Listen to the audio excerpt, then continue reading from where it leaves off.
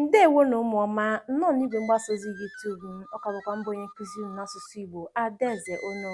Hi lovelies, welcome back to my channel. I remain your Igbo teacher Adaeze Ono. Our topic today is different words formed with the B letter. Isiokwu anyị nke taa ga-agbadokwu n'okwu Igbo dị iche iche eji B wee mebe. Biko ọ bụrụ na ịpịbeghị aka n'akara subscribe gị, pịara m aka n'akara like, pịkwara m aka n'akara subscribe, pịkwara m aka n'akara mgbịrịgba ka ị na-ahụ onyonyo dị iche iche m ga na-ewepụta n'igwe mgbasa ozi a.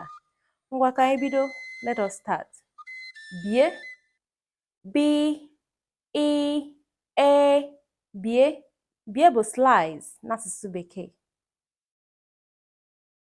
Bipụ, B, I, P, U. Bipụ bụ cut off n'asụsụ Bekee. Buru, B, U, R, U. Buru bụ carry n'asụsụ Bekee. Bere maọbụ belu, B, E, R, E. Bere bụ perch n'asụsụ Bekee. Butue, B, U, T, U, E. Butue bụ bring down n'asụsụ Bekee. Bido, B, I, D, O. Bido bụ start n'asụsụ Bekee. Biko, B, I, K, O. Biko bụ please n'asụsụ Bekee. Bua, B, U, A. Bua bụ sing n'asụsụ Bekee. Bịa, B, I, A. Bịa bụ come n'asụsụ Bekee.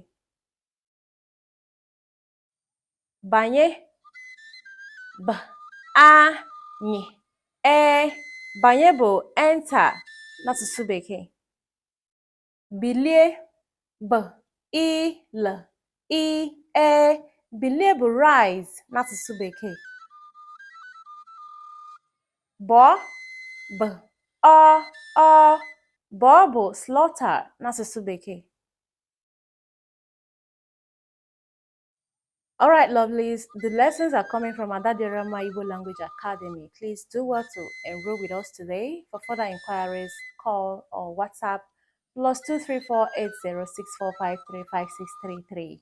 Nkịtị asatọ nkịtị isi anọ ise atọ ise isii atọ atọ. Gbaa mbọ hụ na ị sonyere n'ihe mmụta asụsụ Igbo a. Ọ dị oke mkpa maka na asụsụ Igbo amaka.